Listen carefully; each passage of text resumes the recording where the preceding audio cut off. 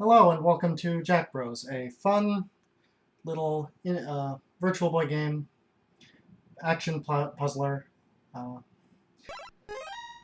which is actually the first Shin Megami Tensei game released in the West.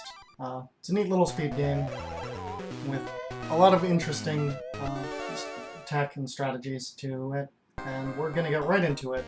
We're going to start by selecting this character, Jack Ripper, who is better than the other characters for reasons I'll explain in a bit.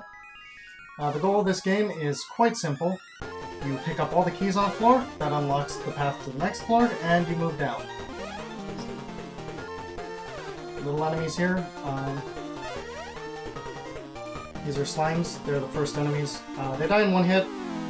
Pretty much everything's gonna die in one hit with this character, with the exception to the Cyclops enemy, which we will never see. So, these are goblins. They lay bombs. We got some orbs though, which is one of the items in this game. They were on the floor at the start of this level, so just walk through them. Here's the first boss. This boss is incredibly easy to one-cycle with 2 orbs. With 1 orb you actually have to do a little bit of movement, and with no orbs you have to actually be careful. But we had 2 orbs, so the boss was completely free. So that's Area 1. Area 1's a short little area. There's not a ton to it. The game gets more interesting in the later areas. I think the big strength to this game, in terms of a speed game, is the fact that you have to rapidly adapt your strategy, which I'll get into in a bit. So this level has keys hidden inside enemies, so all enemies with keys need to be destroyed so that we can get the keys. So I'll explain why this Jack is the best item, or is the best for the run.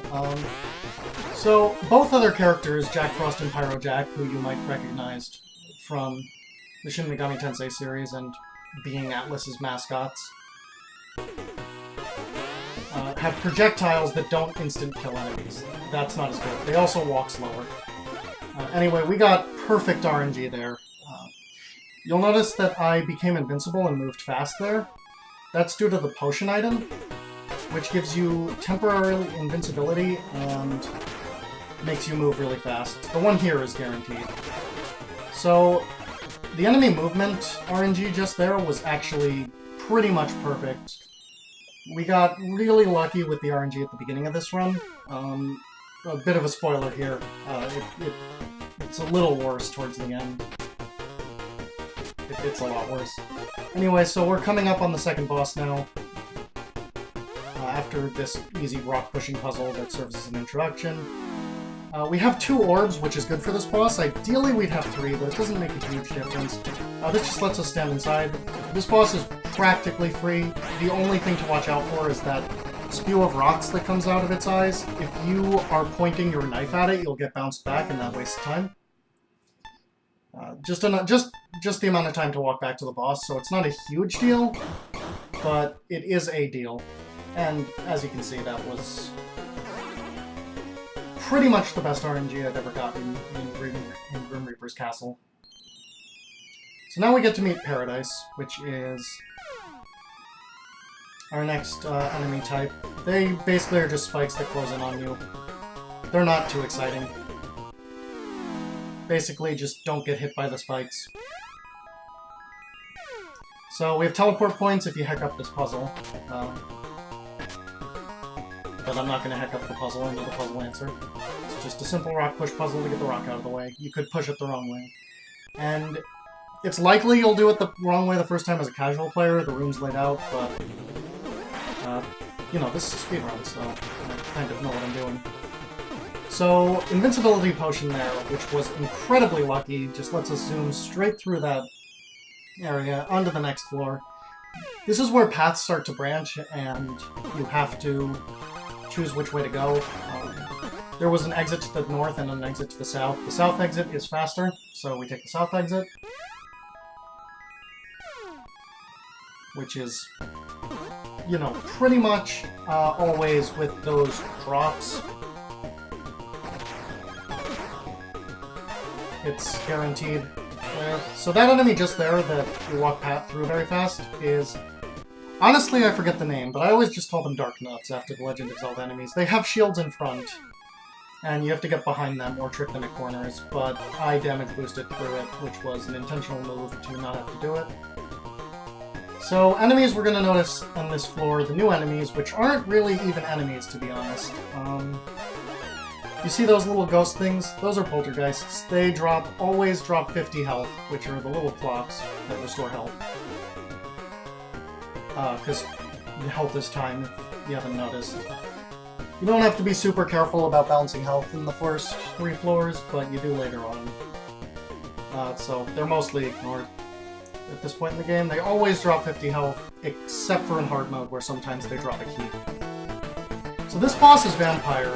Vampire was not very well designed in terms of playing as this character. The other 2 characters have projectiles, which makes the Vampire fight a lot more, you know, fair. This one you kind of just gotta stand behind him, and he teleports randomly.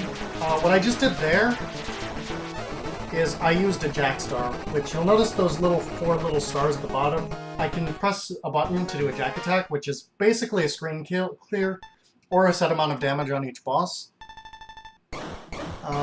Those are pretty important for specific spots. You don't use a lot of them in the early game, you tend to save them for the late game. Vampire is a situational Jack Star, depending on Vampire's pattern and how much health you have and whether or not you started with orbs. Sometimes, and, you know, it's more about the timing of when Vampire last disappears. If it's, you know, if Vampire would die to a Jack Star while disappearing, it's faster to kill Vampire with a Jack Star. Anyway, this floor is one that the gimmick is that there's a lot of exits and you gotta pick the best one. And you have to pick up all the keys. Now, the enemy movement RNG this time around, this is where the RNG starts to take a little bit of a less lucky dive. The goblins are holding keys, and they moved in a very unfortunate pattern. There's a puzzle coming up, which is a laser beam puzzle, which ideally you can skip, but it's only safe to skip if you manage to get orbs or have an excess of health. That did not happen this run, so we're kind of stuck just solving the puzzle. While solving most of the puzzle, the last bit is never worth it, because the last bit is, you know, you have to move that rock and everything.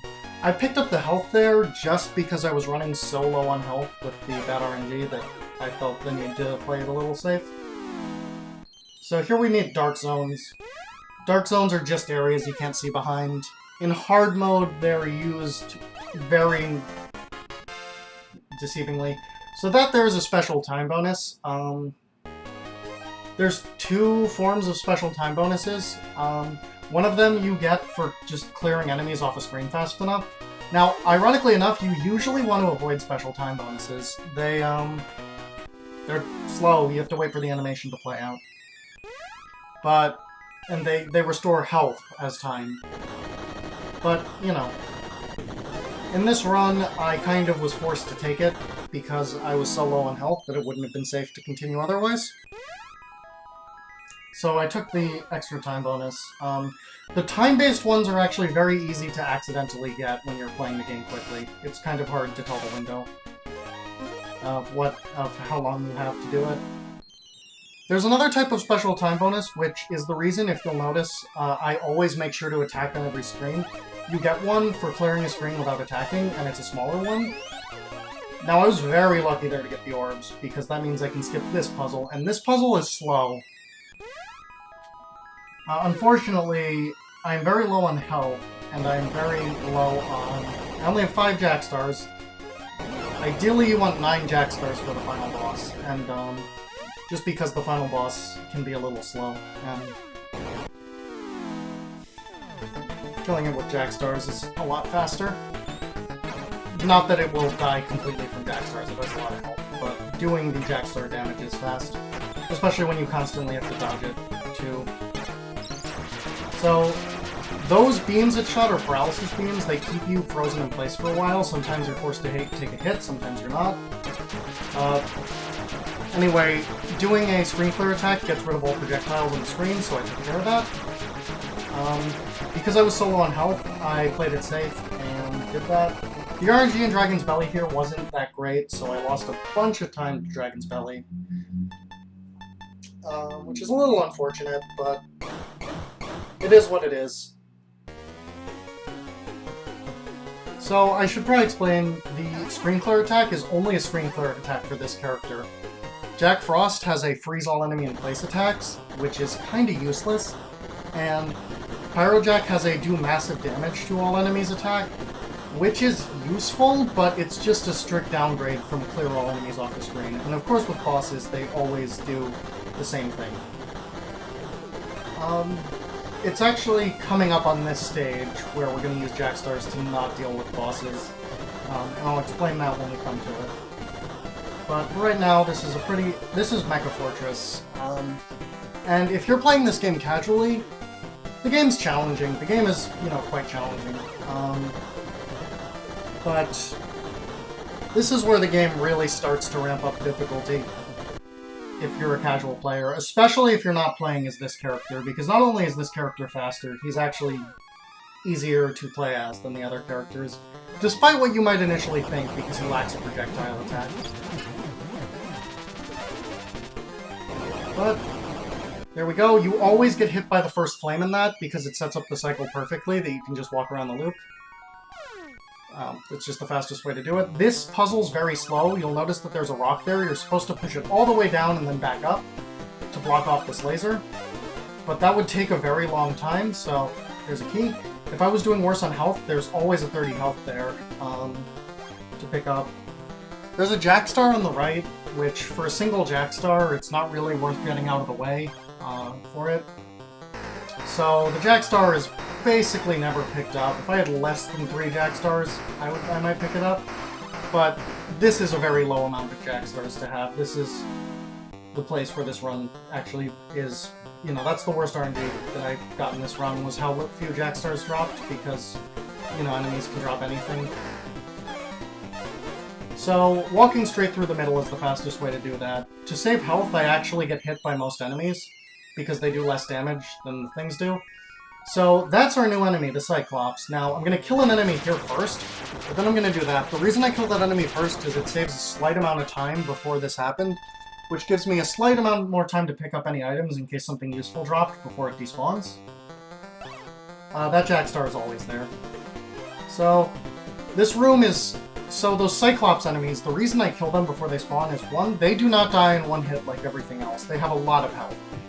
And 2, they have an attack that they bang on the floor, and it causes the screen to shake, and Jack is immobilized when that happens. And that wastes a lot of time, just every few seconds being just stuck in place, so...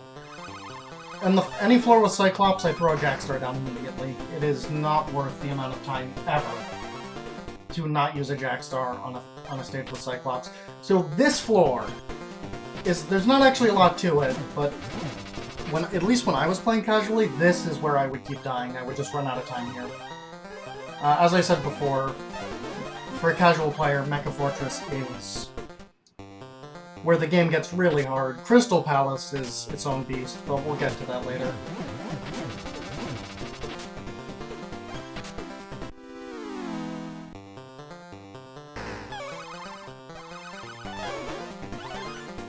So those wizards, I don't think they teleport around randomly. They're actually kind of laughable, because their attack does a whopping 5 damage. Now, I was low on health here, so I decided to play it safe and not force my way through the fire. There's time there, so I just spun around.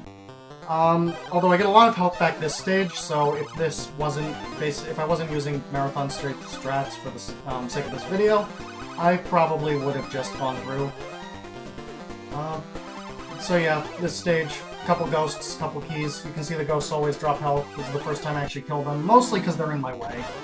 So here's a fun fact. This room has teleporting things that teleports you to other part of the rooms, and then you're supposed to kill all the enemies inside, but the amount of invincibility frames you get upon teleporting is so high that you can just walk through. So that was a bit of good luck there, getting orbs right now. Orbs are always handy. Orbs are actually, as a new runner, and when I was routing this game, I was tempted to think that the Invincibility Potion was the best item to get in most circumstances, but orbs are actually the best. They pretty much just let you walk through anything, and there's no time limit on them, so you can save them for... You will always save them for when you need them. They let you skip puzzles. They're... like, a perfectly placed Invincibility Potion can be better, but orbs are usually the better option. Anyway, that floor had Cyclops on it, which is why you're supposed to use rocks to trap these laser cannons so that they can't hit you. That would take a very long time. Even if I didn't have orbs, it would take a very long time because, you know, I'd have to lure them one way, push the rock. It would be worth taking the hit under pretty much every circumstance. So this boss is kind of... This boss is a little weird because this boss is really easy. Other than the first two bosses, which are completely free, this boss is the easiest boss in the game. As you can see, you can kind of just do this. That attack pushes you backwards, but that's no real threat. The fire is easily, you just walk to the side. There are the spike traps on the floor, and they would be pretty easy to dodge, honestly, if I bothered, because it would waste time to try to avoid them. If I was very low on health, I would try to dodge them. So, that was a really good Mecha Fortress I had there. I had mostly really good luck in Mecha Fortress. Only thing is that I'm entering Crystal Palace with 4 Jack Stars, when ideally I'd probably want to have somewhere between 6 and 8. But it is what it is. Enemies didn't drop Jack Stars this game. I'll be forced later in the level to accommodate for it, which will cost me a bit of time, which I'll explain what I do to circumvent it later. And that's what's really cool about this game, is honestly just that, you know, with the way it works, you're very much forced to adapt your strategy on the fly. You know, no 2 runs are going to be exactly the same. It's very much a game of making the best decision based on circumstance rather than getting the best trick. So that special time bonus was actually an accident. I did the timing slightly wrong, but I got lucky here because I got some orbs. Now, I walked past the orbs because I didn't expect them to spawn, but they were worth turning around for because orbs are always worth it, especially in this circumstance, because I'm saving these orbs for skipping a puzzle a few floors down. Well, half a puzzle 1 floor down, and then the entire puzzle a few floors down. And having orbs at that puzzle is an absolute godsend. Because that puzzle takes a lot of health to skip, but it is also so slow that it's not worth skipping, really. There's a couple of ghosts on this floor. I ignore them, they're not worth the time. Just pick up the keys and go.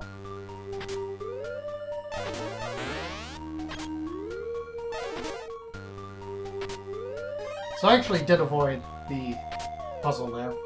I could have afforded to walk through it, but I guess I wanted to save the orbs just in case. Which is the marathon safer strat. There's a few things I would do differently otherwise. Namely, I would be playing much riskier.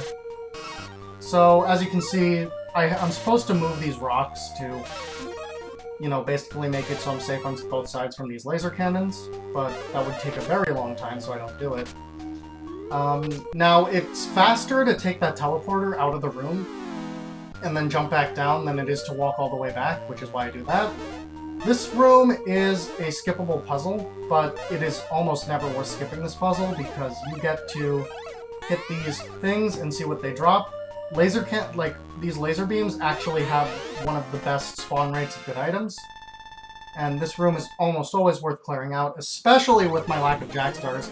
I was lucky enough to get a Invincibility Potion here. There's Cyclops on this floor, so we do that. And given the amount of health I had, I decided not to bother clearing the rest of the cannons. Just because 350 health is plenty at this stage, especially with the upcoming Ghost Hunt, which I'll explain when we get to it. So, this floor is pretty simple. They try to hide, they hide some, like, enemies from you. That flame cannon is pretty much always going to get you, just because if you're a casual player, it's not really fair. It's just kind of hidden and you don't realize it until you walk past it. But even as in the speedrun, it's not really worth waiting for, especially if you have orbs. If I was low on health, I would have waited, but I was not. So, because of my lack of Jack Stars and the fact that I'm not super high on health, I decided to play this room in the safest way, which is going for that invincibility potion first and picking up all the health pickups on the floor. The difference in time between those two things is not huge, you know, rather than doing it the other way, because of the speed boost you get from picking up the invincibility potion. So it's usually worth doing it that way, unless you have a very solid run. So, this one's pretty simple. There's some of those millipede fire-breathing skullhead things shooting their fireballs.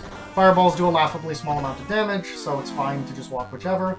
There are Cyclops on this screen, so goodbye Cyclops.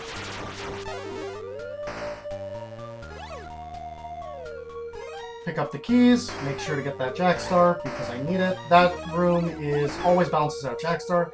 And those were the last Cyclops in the run, so that's the last we're going to see a Cyclops. Now, this room is the room that I earlier referred to as the Ghost Hunt. This room is quite simple. There are a bunch of poltergeists in it. There are no real obstacles. There is a single Jack Star somewhere. Now, what I normally do for my normal rule of thumb for this room is to have 300 health leaving it in a marathon 350 health. However, I played it a bit more safe this time around because of the lack of Jack Stars, because it's pretty rare that you'll have this few Jack Stars, so I was kind of forced for safety's sake to take the approach and get all the Jack Stars.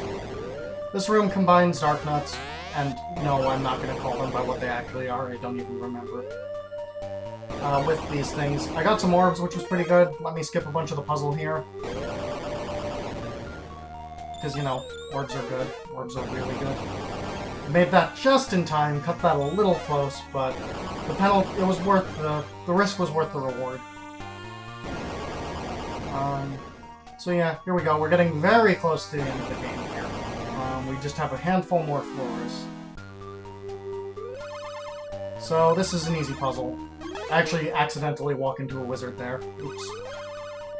But easy puzzle, just move that out of the way. As a kid, I was always call those like 3-block puzzles where you have to push 2 and then push the third to the left or right, Mickey Mouse puzzles, because you make the Mickey Mouse face when you do them. They're upside down. Anyway, another easy floor. These 2 Tomcats have keys. Just pick up the keys, leave. There's big health pickups in the corners if you really need them. I'm on 520 health, I didn't. So this room has keys and teleports, you just gotta know the pattern. It's down, then left,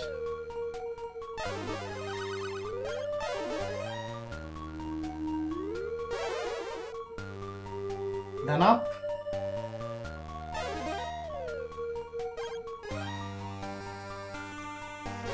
then right. However, when I did this run, I was walking right and I accidentally hit the teleport point, which is not a huge deal. I just had to go right then right, and that brings me to the exit too. I lost maybe 5 seconds from doing that, which is, you know, 5 lost seconds, but not the end of the world. Here we have phase 1 of our final boss.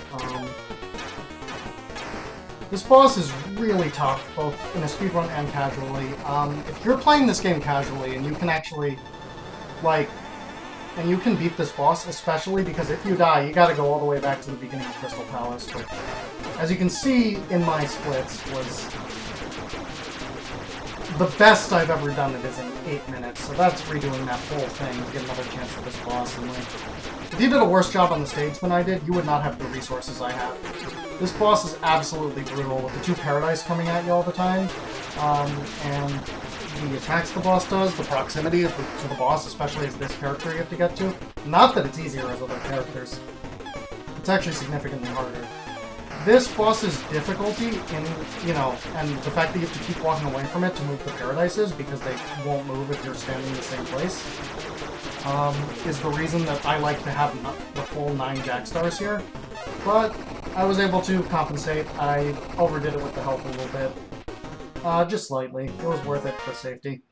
And I wound up here with a 24:30, which is a pretty good time. Um, and that brings us to the end of Jack Bros, a fun little Virtual Boy game that deserved more love than it got because of the platform. If you watch this, if you're watching this video, thank you for watching. I am hopeful, but I'm hopeful. Thank you very much for your time in watching this. I think I'll just leave us with the credits at this point, and that's it for me. Bye.